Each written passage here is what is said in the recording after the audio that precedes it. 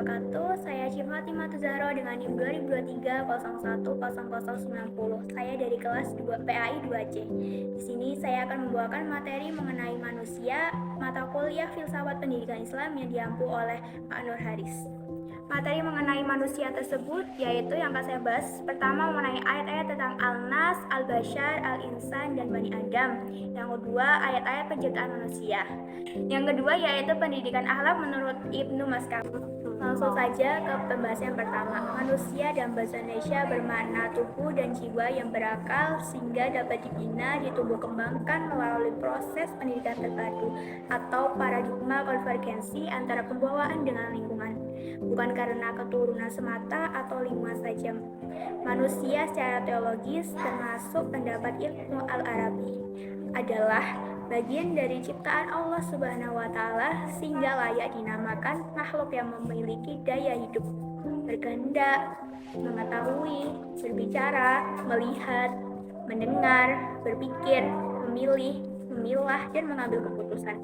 Dengan demikian, manusia merupakan makhluk alam atau kosmis yang sangat penting karena memiliki sejumlah potensi penting tersebut untuk membuktikan eksistensi dan fungsinya sebagai hamba dan khalifah Allah SWT di muka bumi. Al-Quran menegaskan kualitas dan nilai manusia dengan menggunakan term-term Al-Bashar, Al-Insan atau Al-Ins, Al-Nas, dan Bani Adam. Menelaah kedudukan manusia baik secara khalifah di muka bumi dan sebagai hamba Allah SWT dalam rangka identifikasi posisi saja. Sesungguhnya kedua posisi tersebut sulit untuk dibedakan secara tegas. Yang pertama, Al-Bashar. Manusia sebagai makhluk biologis artinya berasal dari hubungan badan suami dan istri. Misalnya Nabi Muhammad SAW terlahir dari ibunda Aminah.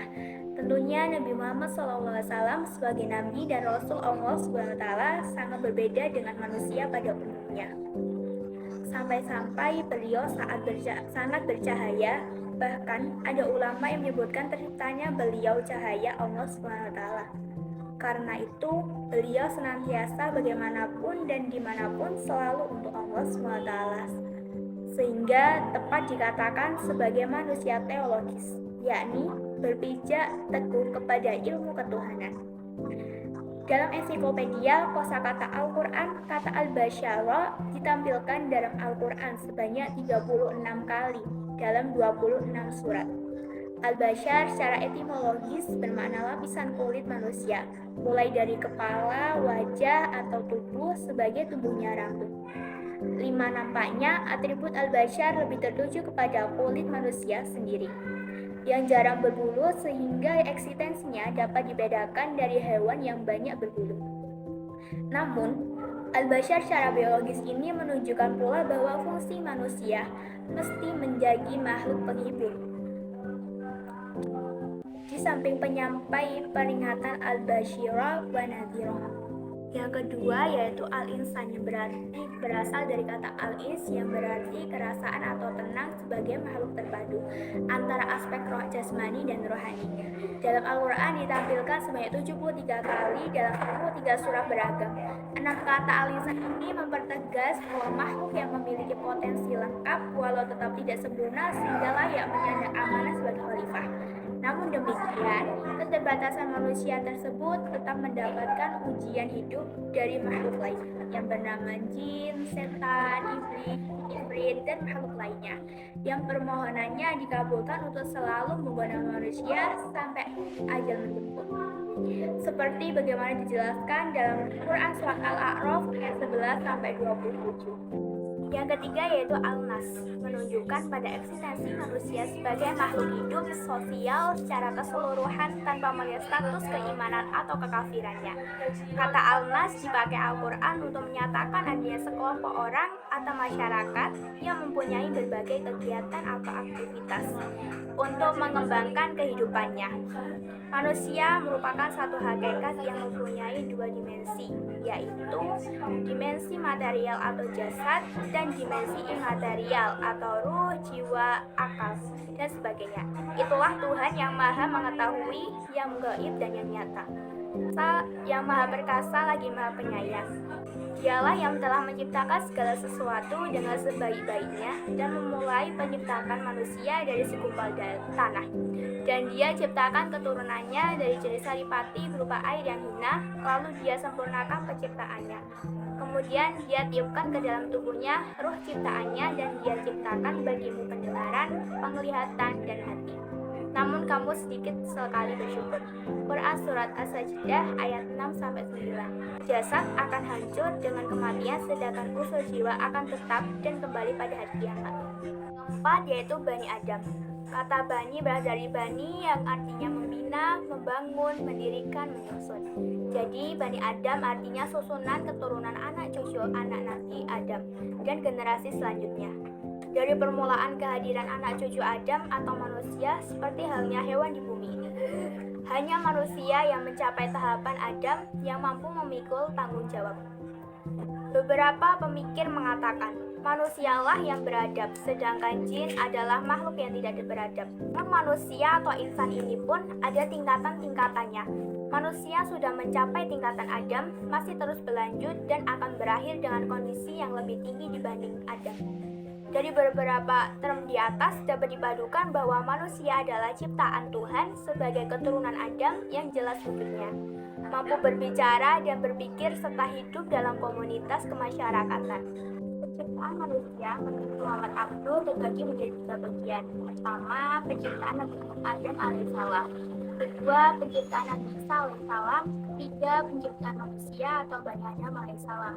Pertama, penciptaan Nabi Adam alaihissalam yang diciptakan dari tanah, seperti yang dijelaskan dalam Quran Surat Al-An'am ayat 2. Di sini Muhammad Abdul menjelaskan dalam tafsir Al-Manar bahwa Nabi Adam alaihissalam diciptakan dari tanah liat atau tanah yang bercampur dengan air sehingga menjadi seperti lumpur. Kedua, penciptaan Nabi Isa alaihissalam yang diciptakan dari debu yang mati, seperti yang dijelaskan dalam Quran Surat Al-Imran ayat 59. Di sini dijelaskan bahwa penciptaan Nabi Isa alaihissalam diibaratkan dengan penciptaan Nabi Adam alaihissalam karena mereka diciptakan dalam hal yang sama, yaitu Nabi Adam alaihissalam diciptakan oleh Allah Subhanahu wa taala tanpa mempunyai seorang ayah dan ibu. Begitu juga dengan Nabi Isa alaihissalam diciptakan oleh Allah Subhanahu wa taala ke muka bumi tanpa memiliki seorang ayah. Jadi Allah Subhanahu wa taala menciptakan mereka dengan kebesarannya. Kemudian Allah Subhanahu wa taala mengatakan kun fayakun. Terjadilah maka itu akan terjadi. Ketiga yaitu penciptaan manusia atau Bani Adam alaihissalam yang diciptakan dari air yang memancar yang tidak ada kehidupan di dalam air tersebut dan tidak dapat digambarkan. Air yang dimaksud di sini ialah air mata, sebagaimana yang dijelaskan dalam Quran Surat At-Tariq ayat 5-7, Quran Surat Al-Basa ayat 19, Quran Surat Al-Alaq ayat 2. Kemudian disempurnakan kejadian penciptaan manusia dalam Quran Surat Al-Infitor ayat 7 dan 8. Sebelum memasuki materi yang kedua, di sini saya akan membacakan mengenai contoh-contoh ayat yang menjelaskan tentang Al-Bashar, Al-Nas, Al-Insan, serta Bani Adam. Pertama yaitu contoh ayat yang menjelaskan mengenai Al-Bashar, yaitu terdapat dalam Quran Surat Al-Hijr ayat 28. Bismillahirrahmanirrahim. Wa in qala rabbuka lil malaikati inni khaliqum basyaram min salsalim min hama'im masnun. Selanjutnya yaitu contoh ayat mengenai Al-Insan terdapat dalam Quran Surat An-Nisa ayat 28. Bismillahirrahmanirrahim. Yuridullahu an yukhaffifa 'ankum wa khuliqal insanu dha'ifa. Kemudian yaitu contoh ayat mengenai Al-Nas yang terdapat dalam Quran Surat As-Sajdah ayat 6-9. Bismillahirrahmanirrahim. Dzalika alimul ghaibi wasyahadatil azizur rahim. Alladzi ahsana kulla syai'in khalaqahu wa bada khalqal insani min tin. ثم جعل نسله من سلالة من ماء مهين ثم سواه ونفخ فيه من روحه وجعل لكم السمع والأبصار والأفئدة قليلا ما تشكرون. Selanjutnya yaitu ayat mengenai Bani Adam, terdapat dalam Quran Surat Al-Isra ayat 70. Bismillahirrahmanirrahim. Walaqad karramna bani Adam wa hamalnahum fil barri wal bahri wa razaqnahum minat thayyibati wa faddalnahum ala katsirin mimman khalaqna tafdila. Yang terakhir yaitu contoh dari ayat-ayat penciptaan manusia yang terdapat dalam Quran Surat Al-Infitor ayat 7 sampai 8. Bismillahirrahmanirrahim. Alladzi khalaqaka fasawwaka fa'adalak fi ayyi suratin ma syaa rakkabak. Materi yang kedua yaitu akhlak menurut Ibnu Maskawai. Akhlak merupakan bentuk jamak dari khuluq yang berarti peri keadaan jiwa yang mengajak seseorang untuk melakukan perbuatan-perbuatan tanpa dipikirkan dan diperhitungkan sebelumnya. Dengan demikian dapat dijadikan fitrah manusia ataupun hasil dari latihan-latihan yang telah dilakukan, sehingga menjadi sifat diri yang dapat melahirkan khuluq yang baik. Ibnu Maskawai memberikan pengertian khuluq sebagai keadaan jiwa yang mendorong seseorang untuk melakukan perbuatan-perbuatan tanpa melalui pemikiran dan pertimbangan. Masalah pokok yang dibicarakan dalam kajian tentang akhlak adalah kebaikan atau al-khair, kebahagiaan atau asada, dan keutamaan atau fadilah. Menurut Ibnu Maskawai, kebaikan adalah suatu keadaan di mana kita sampai kepada batas akhir dan kesempurnaan wujud tertinggi. Dengan demikian, kebaikan merupakan kebahagiaan yang mencapai tingkat tertinggi. Kebaikan akan membawa pada kebenaran. Dengan kebenaran tersebut akan menjadikan seorang senantiasa berperilaku yang benar pula, sehingga kebaikan akan membawa kepada kebahagiaan tertinggi. Pembahasan akhlak berkaitan dengan jiwa, maka Ibnu Maskawai berpendapat bahwa jiwa itu adalah elemen yang hidup kekal, tidak menerima mati dan binasa. Jiwa berbeda dengan materi karena jiwa dapat menangkap peristiwa baik material atau spiritual ataupun mental yang memiliki pengetahuan rasional bawaan. Ibnu Maskawai berpendapat bahwa jiwa manusia terdiri dari 3 bagian. Yang pertama itu berpikir atau al-quwa an-natiqah. Disebutkan bahwa organ tubuh yang digunakannya adalah otak. Yang kedua yaitu nafsu syahwiyah. Disebutkan bahwa organ yang digunakannya adalah hati. Dan yang ketiga adalah amarah atau al-quwa al-qulubiyah. Disebutkan bahwa organ yang digunakannya adalah jantung. Berikutnya yaitu dasar pendidikan akhlak dari Ibnu Maskawai. Ibnu Maskawai tidak pernah secara langsung menyebutkan dalam bukunya bagaimana dasar pendidikan akhlak. Tetapi dalam pembahasan tadi, masalah jiwa atau psikologi dan syariat agama merupakan pembahasan pertama yang dikaitkan dengan akhlak. Oleh karenanya dapat disimpulkan bahwa agama dan jiwa atau psikologi adalah 2 faktor yang menjadi dasar pendidikan akhlak bagi Ibnu Maskawai.